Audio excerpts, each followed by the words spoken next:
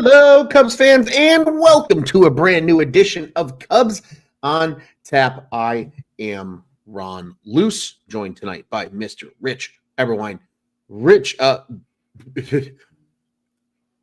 didn't expect this coming into the weekend, but we get to talk about a Cubs series victory over the big bad Dodgers, and not just over the big bad Dodgers, but in their own backyard. I don't know about you, Rich, but I'm feeling pretty good for a Sunday night after a weekend with minimal sleep, catching some of these later Dodger games. And it was a convincing series victory too. Four straight series victories for the Cubs. I mean, that was a heck of a performance. They outscored the Dodgers 20-5 in this series. In Dodger Stadium, to your point, in the loudest stadium on the road against the Dodgers, the best team in baseball. The Cubs, this team feels like they have some grit this year. It feels good, man. They're fun to watch again. It's a really great feeling. Grit is a good way to describe this team, I think, because it feels like, especially in the wake of disaster, and we're going to talk a little bit about the big news, obviously, with Justin Steele and kind of what that means for the team moving forward. But I mean, you walk into their own ballpark, and as my dad notes here in the comments, you handed the Dodgers the worst loss in their franchise's history on Saturday. And then not only do you turn it around and win on Sunday, but you turn it around and you win on national television on ESPN Sunday Night Baseball, where they were like, oh, the Dodgers and the Cubs, this is going to draw numbers, and we hope the Dodgers win because Ohtani. And they kept a tight lead as well. The bullpen held together.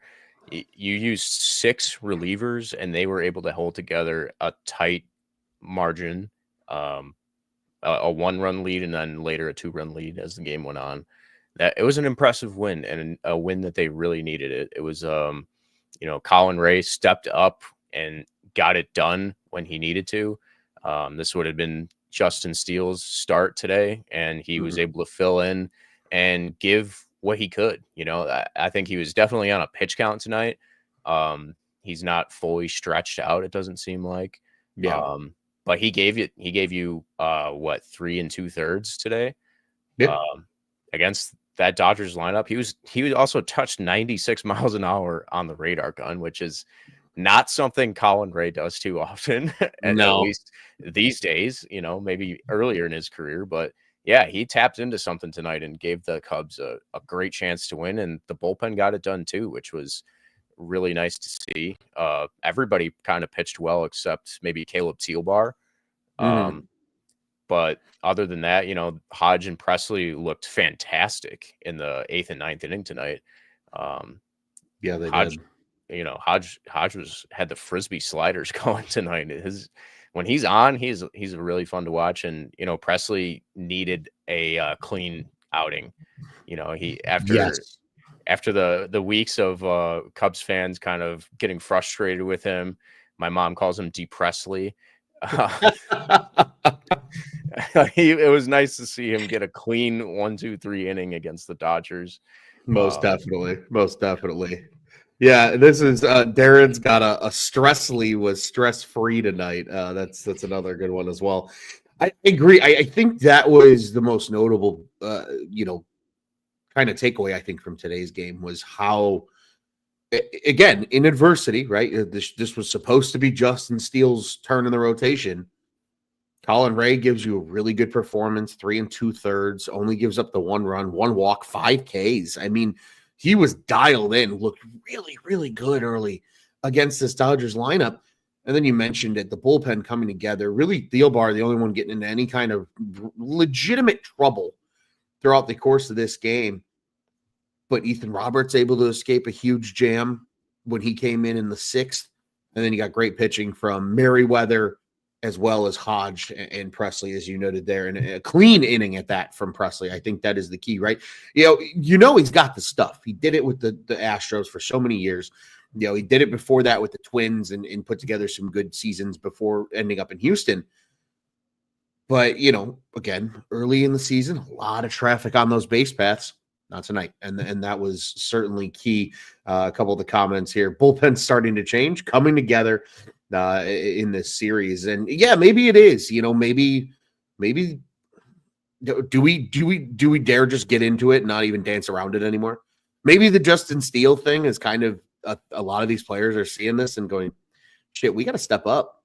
I mean, we just lost our ace, arguably, for the entire season. And depending on what the nature of the surgery is, because it's an elbow procedure. They haven't said explicitly that it's Tommy John.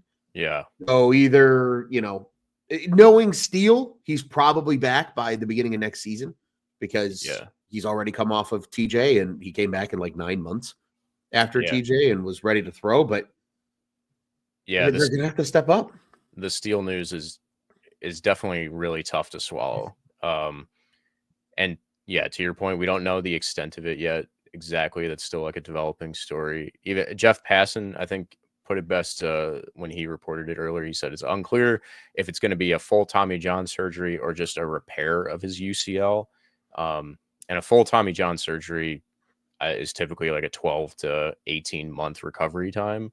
Yeah. So if, like you said, Steele earlier in his career came back earlier than that. But second Tommy John, when you're approaching 30 years old, I don't know. I question whether he can do that a second time. So you could be looking at him missing possibly a big chunk of 2026 as well, and maybe even all of 2026. So this definitely has a very big impact on the Cubs, not even short-term future, the long-term future as well. And it sucks. It really sucks to see because, he came off 2 fantastic outings too. Those last 2 games he pitched. Yeah. And like you said, he's like the ace of the staff, like the co-ace along with Shota Imanaga, right?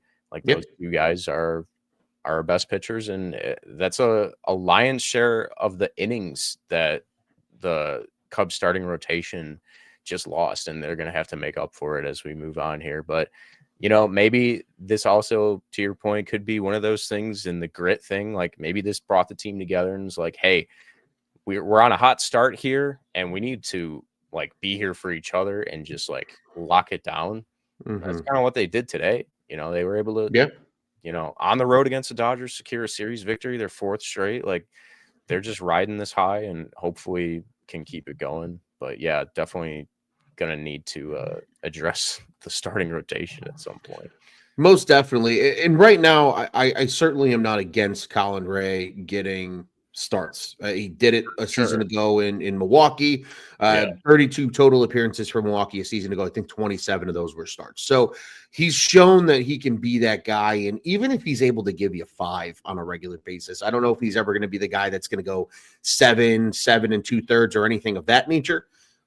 6, obviously, on a good day would be awesome, but at least if he's able to give you 5 and then they can piece it together with the rest of the bullpen, you feel okay for the time being. And like Darren said here, if Ray would have been getting some of those border calls as strikes, he probably could have gone another inning. And maybe he gets you then into the 5th, and it makes your bullpen look entirely different. My dad says here that you could slide Ray into the starting rotation and then sign Millard Robertson for the bullpen if they need additional help. And speaking of bullpen, Scott thinks Steele might be in the bullpen the rest of his career because of the second Tommy John, and certainly something that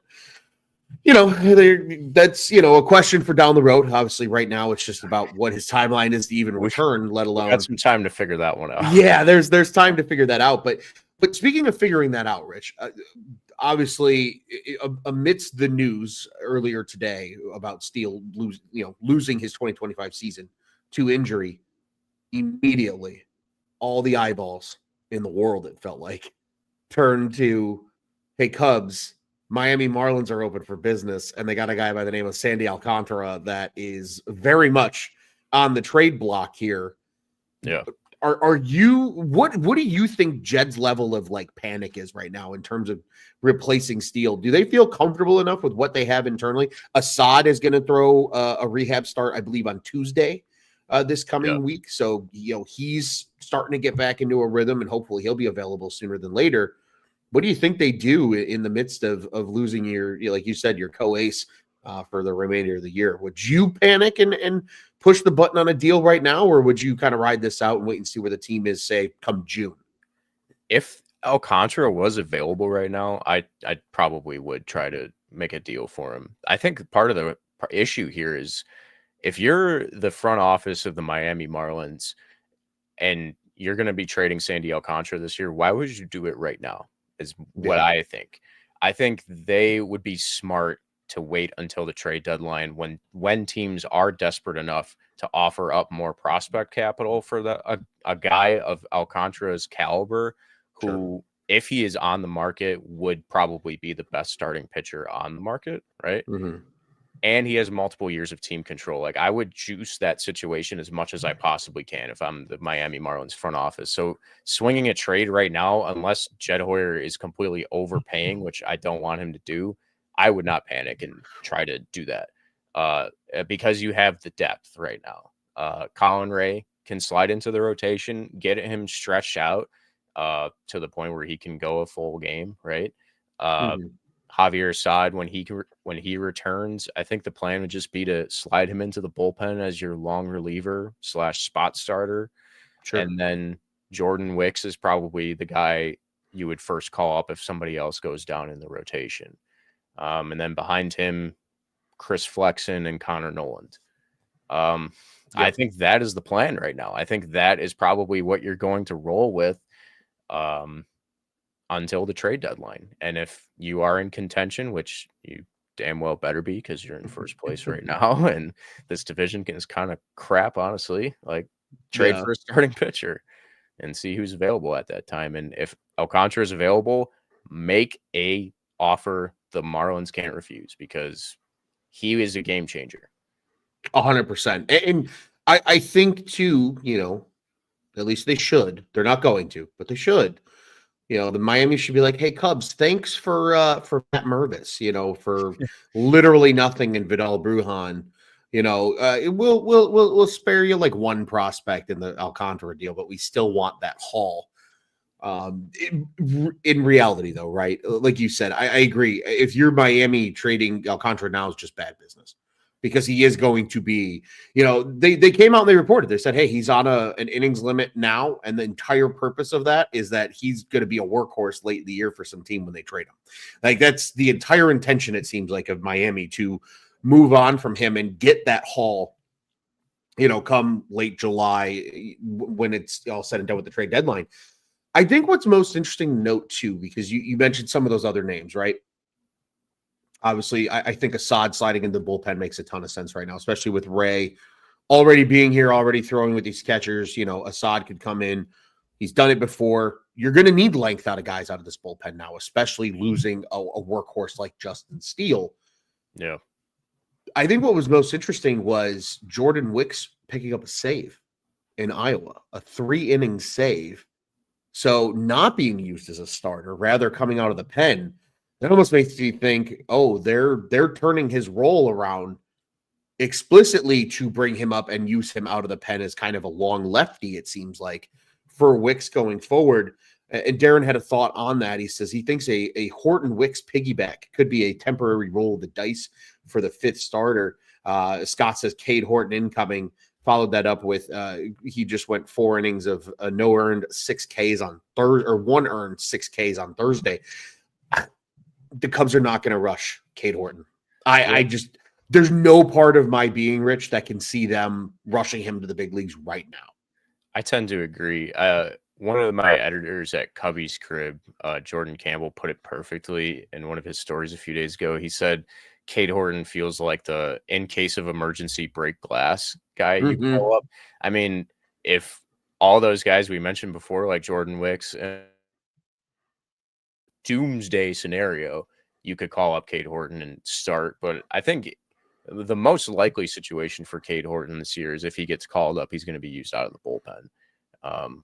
Whether that's a multi-inning thing or a single inning thing, whatever, you figure that out at the time. But I don't see him being a rotation piece this year, simply because he's going to be on an innings limit because he's coming off of a serious, I think it was a shoulder injury last year. And there's no reason to rush him. Why would you? Yeah. When you have other depth, right? Can he be a game-changing piece in the rotation next year or years to come afterwards? Absolutely. That's definitely a potential for him to reach, right? But right now, I don't think we're at that juncture.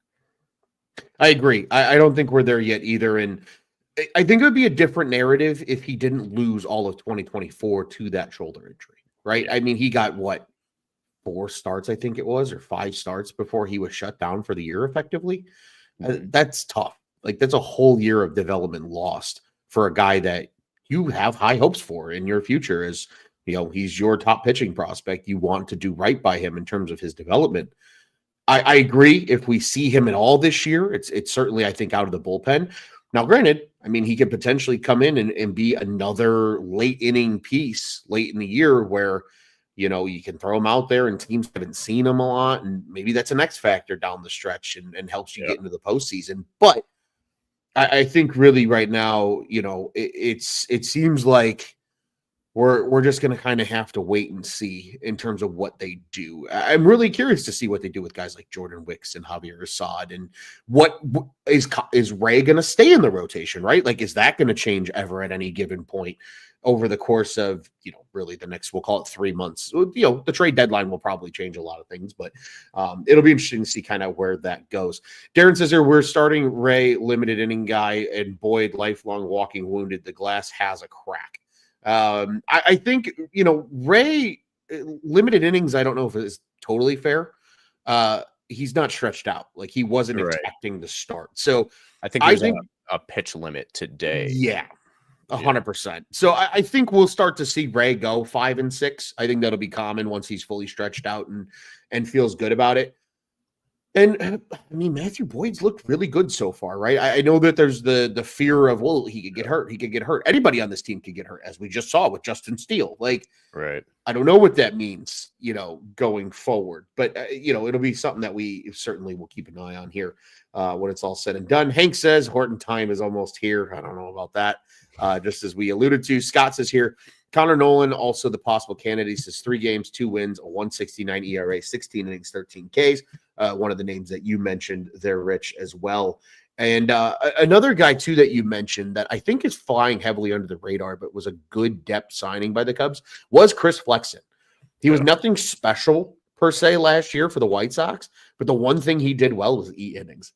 Every single time he went out there, it was at least 6 innings of at least respectable baseball. I mean, obviously it wasn't good because he was pitching for a terrible team, but in this day and age, if you got a guy that can take the ball every 5th inning, at least give you 6, teams are, like, you know, jumping head over heels and willing to move a lot of capital in order to get those guys in their building, let alone the Cubs getting a guy like him on a minor league deal and having him stashed away.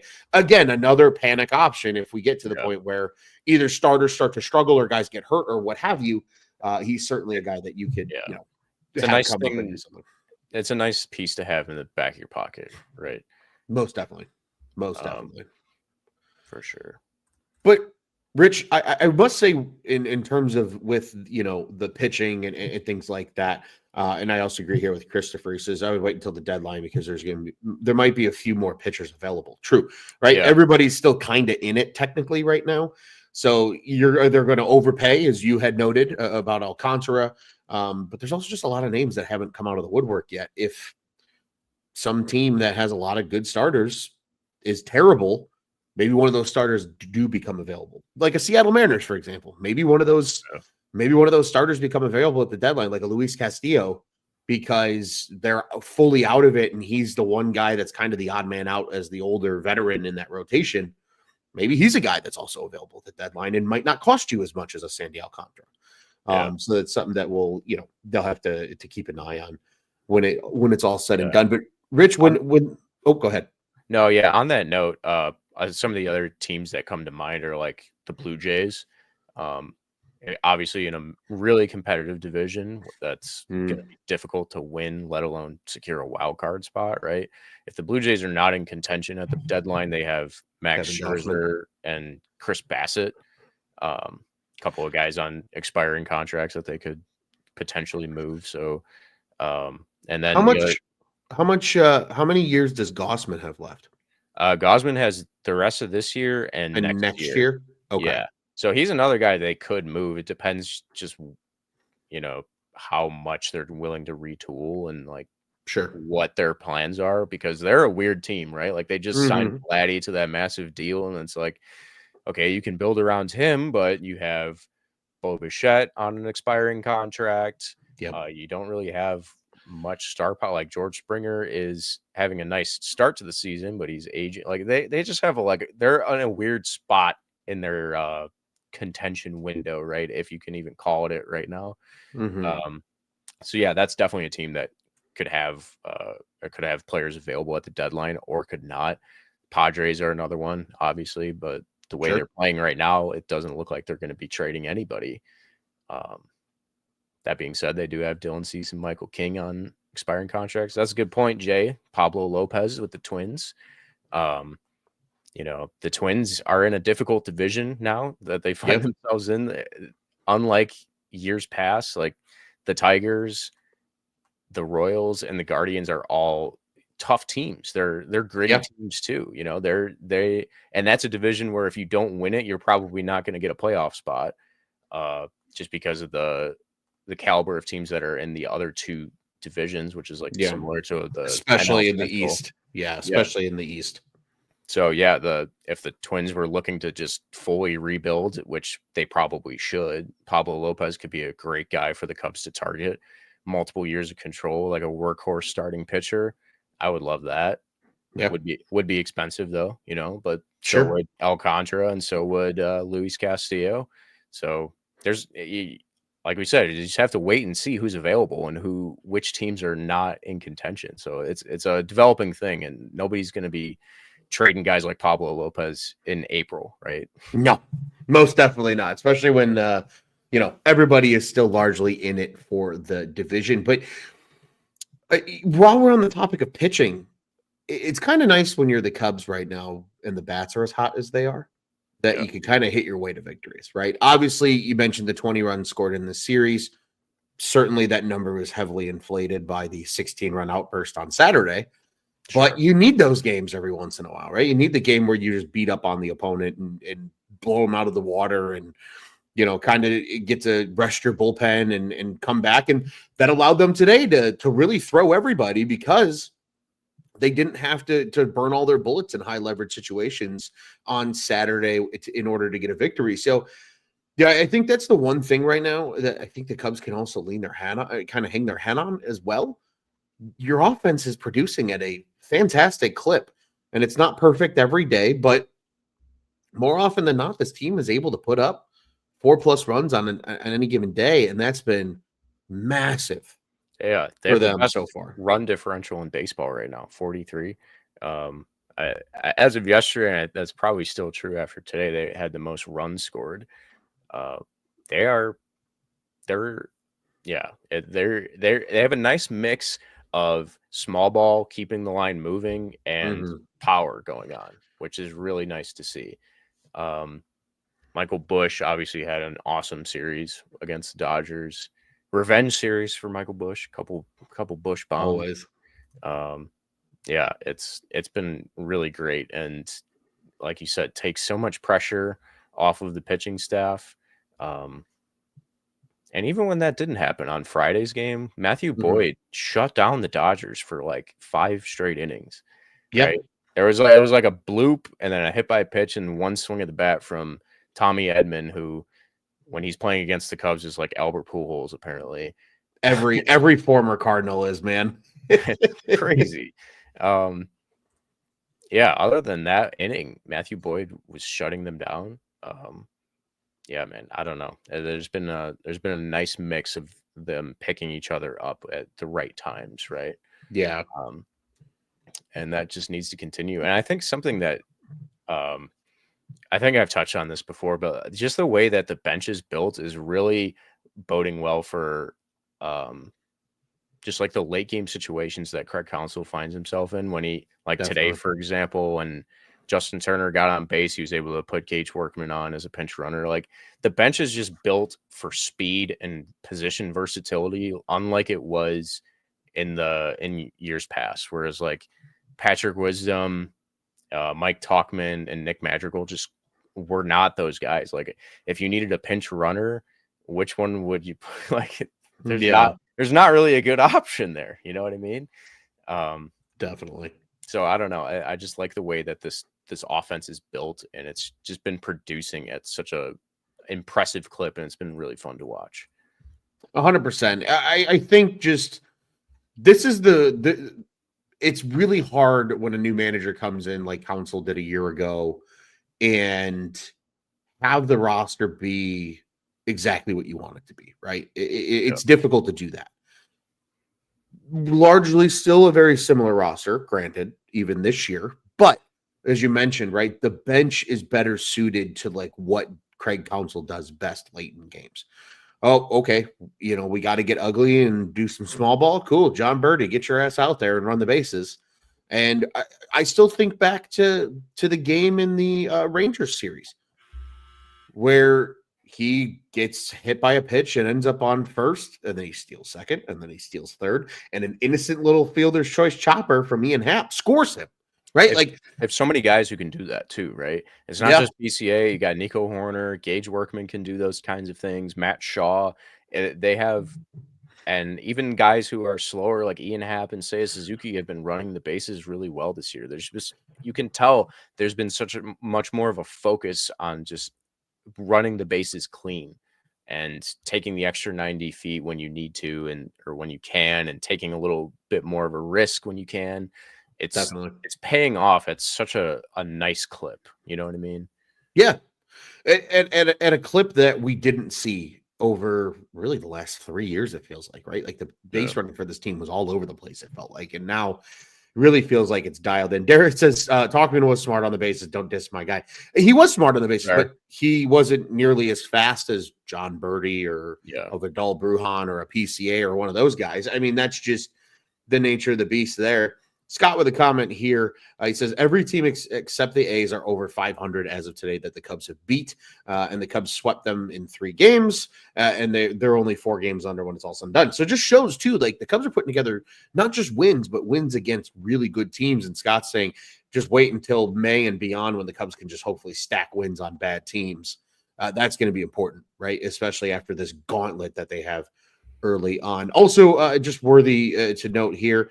Darren asked a bit earlier about Carson Kelly's hand after being hit by the pitch on Sunday. If there was x-rays, Jay followed that up with saying x-rays were negative. So that's good to hear. Hopefully it's just a bruise and maybe he's just out of the lineup for 2 days or so. And maybe we see him back as soon as Wednesday if it's all said and done. But no injuries to report there with Carson Kelly long-term. So that is good, especially after the Justin Steele news. Rich, I think back through this series now and I say, okay, now you took care of business against the Dodgers. You got a little bit of that the revenge. Let's be real, from that Tokyo series. Yeah, you get a little bit back, and it feels good. Needed it. And you're going to see the Dodgers again a week from Tuesday for a 2-game set back at Wrigley following Easter Sunday. But I look ahead now, and I'm like, I think to myself, I say, well, if they were able to go down into Los Angeles and do that, who's to say they can't go over to Petco Park starting tomorrow night and do the same thing? And, again, you're on the road, and I think a lot of people would have been happy if they walked out of this 6-game road trip on the West Coast with a 3-3 record. You got a chance to go 4-2 and win 2 more, another series. Keep stringing these together, and then you have another off day before it's all said and done on Thursday. I don't know about you, Rich. I'm feeling perhaps irrationally confident right now about where the Cubs stand, because it just feels like you said at the top of the show, they just have this grit about them this year where they are just grinding out games, and it's not always going to be pretty, but they take care of business. And especially in April, especially this year's April, right? This might be the most loaded April the Cubs have seen. Now's the time. If you can take wins here, you should be able to, like Scott said, pile up some of those wins on bad teams as we wane toward kind of the dog days of summer in July and even into August and then as well. Yeah. I mean, even if you take 1 out of 3 against San Diego, I feel like like you said, to your point, 3-3 road trip, not horrible, but you're in such a good position now because you already took 2 out of 3 against the harder team. And then you got Tyone, Shota, and Matthew Boyd going against the Padres. Not a bad outlook. Yeah, I like their chances of going in there and making some noise. Dylan Cease tomorrow, Yep. probably going to be the toughest game. Um, but yeah, if they can somehow scratch out 2 more and just keep this momentum going, get back home, and you still have a little bit of a tough schedule at home, right? You got the Diamondbacks coming to town, the Dodgers, Hmm. and then the Phillies. But man, if you can get out of April a couple games above 500 or more, you're in such good shape moving forward. The schedule gets way easier in May. You face Miami Hmm. twice, you face Colorado, you face the White Sox. It's way easier than it is in April. So definitely 2 out of 3 against San Diego would put them in such a nice position coming back home for this homestand. I like their chances, man. I'm feeling pretty confident about it. Absolutely, absolutely. My dad's already calling for a sweep down in San Diego. Leap at Hey, Petco. Make it well, happen, Cubs. that's that BDE that we'll take all day long. Scott says here, Cubs are currently 6-6 against the best division in baseball, even with the 2 games in Tokyo. And he says they're also 5-1 against the AL. So yeah, I mean they're taking care of business against really good ball clubs. Obviously taking care of business against the other league as well. And you noted that, Rich. I'm looking at the schedule right now. The even more impressive thing, not, and again, not to get too far ahead of ourselves, we'll reel it in here in a second and focus on the Padres series. But after this upcoming 3-game set with the Padres, you have an off day on Thursday, 3 with the Diamondbacks at home, an off day on Monday. You stay home for 2 with the Dodgers, then an off day that following Thursday, and then you stay at home for the Phillies for 3. This team doesn't have to travel further than Pittsburgh until May 9th, so Mother's Day weekend, and they're in New York to play the Mets. So you don't have the crazy West Coast travel coming up anytime soon. After that, your worst travel is Miami, really, in terms of distance, until you go to Houston at the end of June. This team's getting kind of some of their tough things out of the way, not just opponents, but long road trips, you know, kind of difficult travel, things like that. Got a lot of good home games coming up. Then you're 3 in Pittsburgh, 3 in Milwaukee. You're back home for San Francisco, like you noted. Then you're at the Mets. Then you're back home for Miami.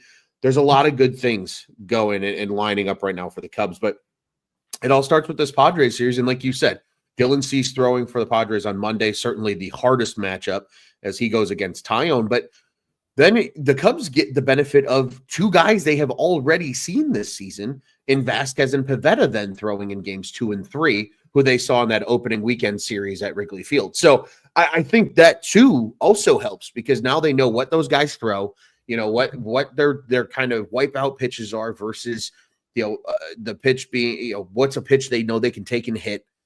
There's a little bit more information there as well, and that should only benefit them when it's all said and done. A couple of quick comments here as well. Darren says the addition of Tucker up top, awesome production at the bottom of the lineup. It's a beautiful 2-headed monster. I completely agree. He followed that up saying Tucker has a 400 batting average and Turner has a 542 on base percentage against Cease. He says he would shake up the lineup just a tad tomorrow with Dylan Cease on the bump for the Padres. I'm for whatever Craig Counsell thinks works because whatever he's pulling the strings of right now is working. And this Cubs team is producing like a team that is managed by Craig Counsell. I think we all waited last season for the Craig Counsell effect to kick in, right? And it finally feels like it is. Maybe not necessarily in terms of managerial decisions, but lineup construction, who's playing on what days. John Birdie playing the day he did against the Texas Rangers was a very key and important factor in that win as well at the time. I think it's hard not to feel good about this Cubs team rolling into Monday with the 3-game set against the Padres on the table. Rich, any other thoughts, opinions, things you want to point out from this Dodgers series before we kind of start to wrap things up here? I just hope, the only thing that we didn't touch on, I think, is Seiya Suzuki's wrist injury. I Yes. really, really hope that continues to be a day-to-day thing, and it doesn't flare up into something more because having him out of the lineup obviously pulls a lot of power and RBI potential away. But yeah, if Justin Turner and Gage Workman and guys like that can keep John Birdie can keep in the lineup for like 1 or 2 more days. That's not the end of the world, but yeah, definitely needs Suzuki back and healthy. Other than that, man, I'm just really happy that the Dodgers series is over and the Cubs came away 2-3. Feels like a miracle, honestly. It really does. It does kind of have that vibe to it. I completely agree with you. A good call out there regarding the Seiya Suzuki injury. Darren said agrees 100%. Council getting the tools that he can work with. Hank brings up a good point here, and this will be kind of my final thought from the weekend, was the reported PCA contract offer for $75 million. Again, there was no discussion in terms of term or how the structure of the contract was. They pretty much just said the teams could not come to an agreement. I think that's fair. Hank thinks it'd be smart to lock up PCA in a long-term contract. I think if you can get him at a favorable dollar amount, you absolutely do it, because you're starting to see it now, right? 2 homers on Sunday for PCA. We've already seen what he can do on the base paths. That alone is such an important and unique ability that he has that very few players in baseball have. I'm for having conversations with some of these younger guys and maybe trying to get them signed a little bit ahead of time. Hopefully that also means that, you're going to pony up the money and go spend and keep Kyle Tucker around too. That'd be cool. But we'll worry about that when we get there. I agree, though. I think, locking PCA in is certainly not a bad thing. Really quick here before we go ahead and wrap things up, it's 8:40 is the start time for Monday and Tuesday's games against the Padres. We will be back with a Tuesday show that will likely be before the game. So for those that will be tuning in for the Cubs at 8:40, be sure to tune in with Cubs on Tap beforehand as well. And then it's a 3:10 game on Wednesday as they get away and head back to Chicago with the off day on Thursday. And then we'll see you guys again on Thursday then for another show, obviously on the off day, kind of looking ahead to what's to come with the Diamondbacks. Rich, before we get out here, reminding everybody, as always, Cubs on Tap, 1 or 2 shows here covering the Chicago Cubs. Our friends over at the Dingers Podcast are live on Mondays, so you'll be able to find their show here tomorrow on the On Tap Sportsnet YouTube channel. Follow them at Dinger Cubs on the socials as well. Be sure to follow us as well at Cubbies on Tap. You know where to follow all of our guys. All of our Twitter handles are in the podcast descriptions when these are published on all platforms. And again, you can find them on the Dinger Picks on a daily basis as well. So that's a great place to go look if you're not following everybody already. And let's be honest, Bulls, Bears, Blackhawks, you know the drill. Everything over at ontapsportsnet.com and at ontapsportsnet on the social. Scott wants to know, does Joey get a 50% penalty for the late submission for Dinger Picks? I don't know. We'll see. Because it's Joey, I want to say yes. But he did pick correctly, and he got 2. But we could have him and just give him 1 because he was more worried about Rory McIlroy than the Chicago Cubs. I think a lot of people were, though, in fairness. Obviously, the Masters is a huge tournament. So, no, I don't think Joey will get a 50% penalty. He should, but I don't think he will when it's all said and done for his late pick. But a good pick, nonetheless, nailing it with 2 PCA dingers on Sunday. Bobby got 1 for the Carson Kelly homer on Saturday. Those were not published. Ron Luce takes full responsibility for that, but we still track them internally at least. So even if we're not publishing them out to the public, if you see numbers change, it means people got things right. And that is with full honesty. We don't screw around with Dinger Picks. Nobody's getting free points just for shits and giggles. Rich, this was a pleasure, my friend. I agree with you. Perhaps a miracle of sorts that the Cubs took 2 out of 3 from the Dodgers in LA, but we'll certainly take it. The Cubs are back on the West Coast starting on Monday. They are in San Diego, so just a short trip south from where they currently are in Los Angeles, and they'll start with the Padres on Monday night. It'll be Cease versus Tyone. What do you say, man? FTC and let's go Cubbies. FTC, baby. Let's get another series win against the Padres. Let's go Cubbies, man. Good talking to you, Ron. Oh, it's a pleasure, sir.